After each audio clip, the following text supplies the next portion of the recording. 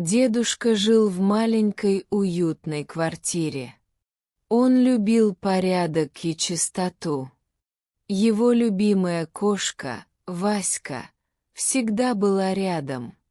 Васька была пушистой, с большими зелеными глазами и очень любила играть.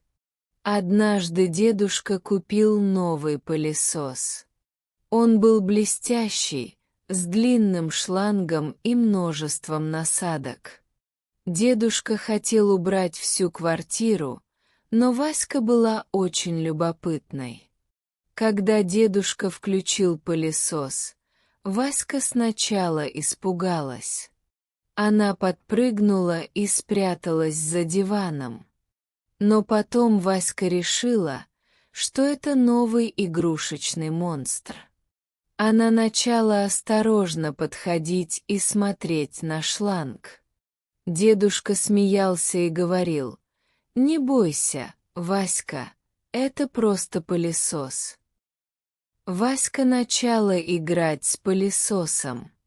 Она пыталась поймать шланг лапой, прыгала и бегала вокруг. Дедушка старался убирать комнату, но Васька постоянно мешала. Иногда она забегала под мебель и выходила с радостным выражением лица. Дедушка решил превратить уборку в игру. Он придумал маленькие препятствия и игрушки для Васьки. Сначала Васька не понимала, что нужно делать, но вскоре она начала участвовать в игре. Пылесос двигался аккуратно, а Васька следовала за ним, иногда перепрыгивая через маленькие препятствия. Дедушка был рад. Он думал, что уборка будет скучной, но с Васькой она превратилась в веселое приключение.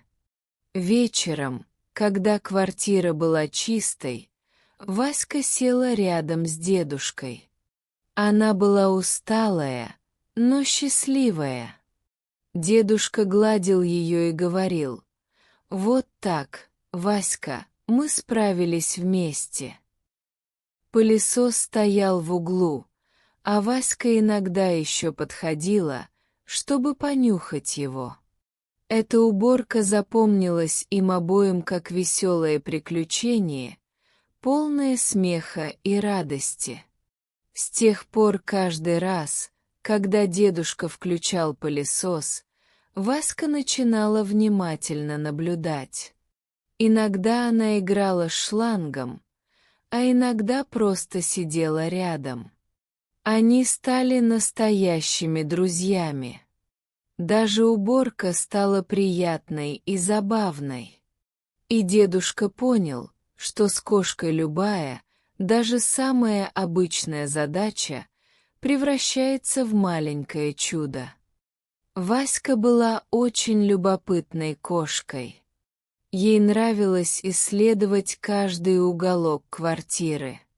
Дедушка часто оставлял окна открытыми, и солнечный свет освещал комнату. Васька прыгала на подоконник, смотрела на улицу, а потом возвращалась к своим игрушкам. Она любила прятаться под кроватью и наблюдать за дедушкой. Однажды дедушка купил новый пылесос. Васька сразу заметила коробку и начала обнюхивать ее. Она подумала, что это новый домик или игрушка. Когда дедушка начал собирать пылесос, Васька внимательно наблюдала. Ее зеленые глаза блестели от интереса. Как только дедушка включил пылесос, Васька испугалась. Она подпрыгнула и убежала в другую комнату.